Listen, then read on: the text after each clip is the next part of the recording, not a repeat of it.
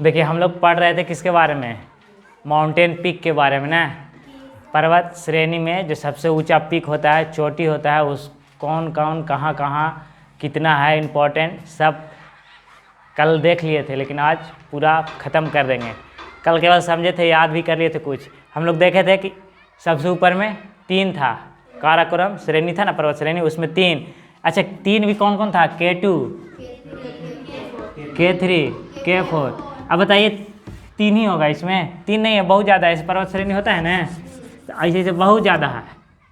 काराकोरम है ना, तो बताए थे कि K4, K2, फिर K3 हो गया, K4 हो गया, K5 हो गया, K6 हो गया। ऐसा होगा कि नहीं होगा? तो K1 नहीं याद किए, K2 से याद किए। ऐसा क्यों? क्योंकि ये जो है ना 11th नंबर पे, और ये देखिए 12th, और ये 13th, मतलब पूरे वर्ल्ड में अगर पीक देखा जाए ना, तो 11वां, 12वां और 13वां नंबर पे इन लोग आते हैं। इसीलिए इन लोग को देख लिया गया, पूरे वर्ल्ड में आते हैं। पूरा वर्ल्ड में सबसे टॉप तो ये है माउंट एवरेस्ट ना, तो 11, 12, 13 पे ये सब भी आ जाता है, इसीलिए इन लोग को देखा गया। बात समझ में आया? तो इसमें तीनों में सबसे ज़्यादा कौन सा लंबा था? K2।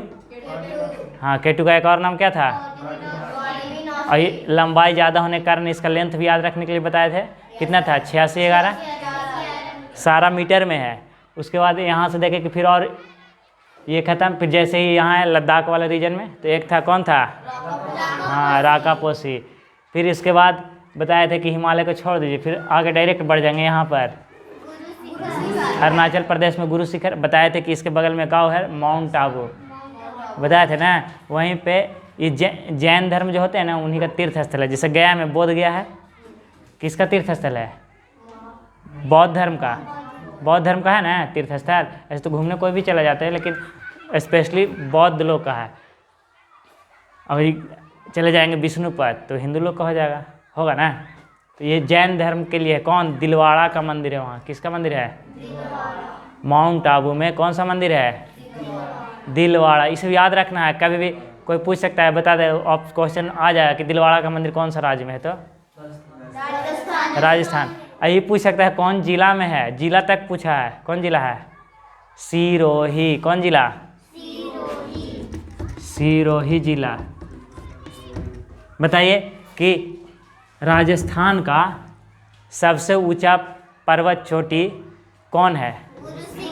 कौन सा जिला में है? सिरोही। उसके बगल में ही ना माउंट आबू, तो दोनों एक ही जिला में, सिरोही जिला। ठीक ना, इसे कभी कभी पूछ देता है, इंपॉर्टेंट अगर कोई घटना घट गया तो। अब आगे पढ़ते इसमें आए थे, पहले इसमें देख लेते। ये क्या था? सतपुड़ा में धूपगढ़। फिर उसके बाद क्या था? अमरकंटक। अमरकंटक ना, इससे 2 इंपॉर्टेंट नदी निकलती थी, कौन? एक सोन और दूसरा कौन? नर्मदा। फिर इधर आए थे पश्चिमी घाट सह्याद्री में, 3 पार्ट्स में डिवाइड किया गया था, तो ये दोनों था। ये कौन था? कलसुबाई, महाबलेश्वर, ये ब्रह्मगिरी और केंद्रमुख। और एक लास्ट में और नहीं, कल नहीं बताए थे, इस कल थोड़ा गड़बड़ हो गया था। कल ये बताए थे कि साउथ इंडिया का सेकेंड हाईएस्ट पीक कौन था? डोडा बेटा। और ये भी बताए थे कि पश्चिम से जैसे जैसे हम लोग पूरब की ओर आते हैं, तो इसका हाइट बढ़ता है सह्याद्री पर्वत का। तो सबसे लास्ट में कौन था? अनाईमुदी था। अगर पूछे कि साउथ इंडिया का सबसे हाईएस्ट पीक कौन सा है, तो अनाईमुदी है। कल इसके बारे में बता दिए थे ना, तो गड़बड़ हो गया था, ठीक ना। अनाईमुदी सही आंसर होगा। अनाईमुदी सबसे ज़्यादा हाईएस्ट है। और सेकेंड नंबर में कौन है? हाँ, डोडा बेटा। ये भी बताए थे कि जैसे जैसे ज़मीन से ऊपर जाते। अच्छा, आप लोग ये पता है कि अगर सबसे नीचे अर्थ का जो स्थल होता है, या कुछ भी बोलिए, अर्थ पे सबसे निचला भाग कौन सा होता है? अर्थ का सबसे नीचे का भाग, कहें कि यहाँ से नापो। अगर माउंट एवरेस्ट को नापा होगा आदमी, तो कितना? 8,848। तो ये कहाँ से नापा होगा? नीचे से? अरे ऊपर से ऊपर तक नापेगा, लेकिन कहाँ से? अगर ऊपर से नापेगा तो नीचे कहाँ तक नापेगा? ये पता चलता है। किसी भी चीज़ की ऊंचाई को अगर मापना है अर्थ पे, तो समुद्र का तल से नापते हैं। किससे नापते हैं? उससे नीचे और कुछ नहीं है। समुद्र का जहाँ तल होता है ना, उसी से कोई भी चीज़ मापा जाता है। तो समुद्र के तल से जैसे जैसे हम ये सब वहीं से नापा हुआ है। तो इसका 1 किलोमीटर से 1.5 किलोमीटर ऊपर जाते हैं ना, तो ठंडा ज़्यादा होने के कारण जो पानी है ना, बादल है ना, बर्फ़ में बदल जाता है। तो यही बताए थे कि यहाँ पर एक घाटी हो बन जाता है, वही उसी को ऊटी बोलते हैं ना। यहाँ पर बहुत सारा घाटी है, सोनमर्ग, गुलमर्ग, बहुत नाम सुने होंगे, नैनीताल, मसूरी, ये सब नाम सुने होंगे। तो ये सब लोग इस जगह पर घूमने जाते हैं कि नहीं? तो वहाँ क्यों जाते हैं? वहाँ एकदम बर्फ़ का आनंद ले जाते हैं। अच्छा, आप लोग कभी गर्मी में मज़ा लिए हैं? गर्मी का मज़ा आता है? गर्मी में तकलीफ़ होने लगता है, ठंडा का कुछ मज़ा आता है कि ठंडा के दिन में ना कभी हवा चल रहा है एकदम ठंडा ठंडा, एकदम शरीर के अंदर जाता है तो लगता है कि हाँ मज़ा आ गया। ऐसा नहीं लगता है? लेकिन गर्मी में पसीना एकदम एक और ऐसे कीजिएगा, कितना बर्दाश्त कीजिएगा नहीं, और मतलब गंध भी मारने लगता है शरीर गर्मी से केवल। तो गर्मी का मज़ा नहीं, इसीलिए लोग ठंडा प्रदेश में ज़्यादा घूमने जाते हैं। कभी सुने हैं कि साउथ साइड में गए हैं घूमने, वो भी गर्मी का मज़ा लेने कोई गए हैं? लेकिन नॉर्थ इंडिया में लोग बहुत दूर दूर से आते हैं, लद्दाख, लेह सब घूमने जाते हैं लोग, सिक्किम तक। चाहे बताइए, सिक्किम में जाएगा पूरा एकदम हिमालय पर्वत से भेंट होगा ना होगा? नेपाल चल जाइए, नहीं भेंट होगा। तो इसे समझ में आया। कल मिस्टेक क्या हो गया था कि ये गलती हो गया, इसके बारे में बताना चाहिए था कि अनाईमुदी साउथ का सबसे टॉप पिक है। सेकेंड में कौन है? डोडा बेटा, इसी में ऊटी है। क्वेश्चन आ सकता है कि ऊटी कौन सा राज्य में है?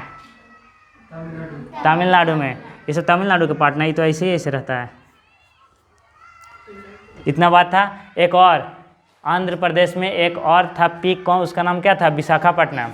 और एक महेंद्रगिरी, कहाँ? उड़ीसा में। दो बात याद रहेगा, महेंद्रगिरी और विशाखापट्टनम। बाकी हम लोग और मतलब नहीं था, बाकी यहाँ से मतलब था ना। अगर क्वेश्चन पूछ दे कि इंडिया का सबसे हाईएस्ट पीक कौन सा है? इंडिया का कंचनजंगा का है कि इंडिया का, ये नहीं है, ये किसका है? इंडिया का। अगर बोले तो किसका है? इंडिया में है तो किसका है? ये पाकिस्तान का है ना, इस पर कब्जा है, तो ये तो पाकिस्तानी का हो गया। तो इंडिया का ये कौन सा है? देखो तो कंचनजंगा।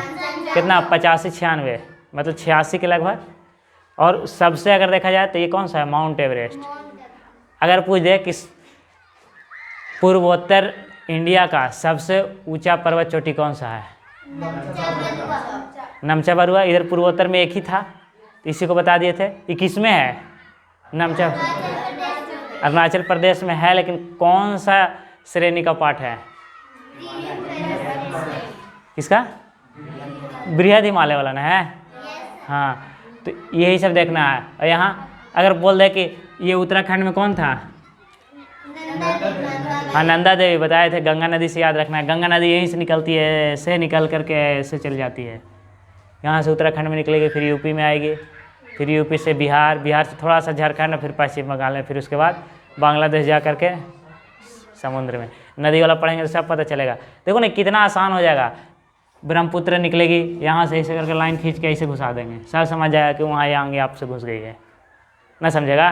लिखवाना पड़ेगा, इतना नहीं लिखवाना पड़ेगा। और रिवीजन करते टाइम कोई नहीं बताया कि गंगा भारत के 5 राज्य से गुजरती है, कौन कौन है, तो रटो। रटने का जरूरत नहीं, बड़ी दिखेगा कहाँ से गुजरती है, मैप बन जाएगा माइंड में इससे ना। तो देख लेंगे कि यहाँ पर कौन था। उत्तराखंड से निकल के यूपी में आया, यूपी के बाद कहाँ? बिहार, बिहार के बाद कहाँ? झारखंड, झारखंड के बाद कहाँ? वेस्ट बंगाल। 5 राज्य खत्म। ऐसे का फ़ायदा है? बोल देगा कि सबसे ज़्यादा गंगा नदी की लंबाई किस राज्य में है? उत्तराखंड में। उत्तराखंड तो यहीं से यहीं तक है। उत्तर प्रदेश देखो, इससे सबसे ज़्यादा उत्तर प्रदेश में ना। वो मैप अगर एग्जैक्ट बनेगा ना तो उसमें सब दिखता है। तो खैर अभी तो यहीं चल रहा है ना। इतना तक बात समझ में आया? अब बताइए कि अगर पूछ दे कि पूरे वर्ल्ड का सबसे ऊंचाई वाला जो पीक है वो कौन सा है? Mount Everest. कौन सा कंट्री में है? नेपाल। किसका पार्ट है वो? कौन सा पार्ट है? हिमालय का कौन सा पार्ट है? और यही बताए थे कि इतना ऊंचाई कोई चढ़ नहीं सकता, जो चढ़ता है उस पर काल मंडराता है, तो इसका मकालू हो जाएगा। फिर इधर वाला कौन था? धौलागिरी, अन्नपूर्णा, फिर मंसालू, फिर उसके बाद कितना आसानी से याद हो गया था ना। इसमें अब अधिकतर चीज़ आप लोग पढ़ चुके हैं, ठीक ना। अब हम लोग निकालिए, गांधी जी वाला पढ़ते हैं।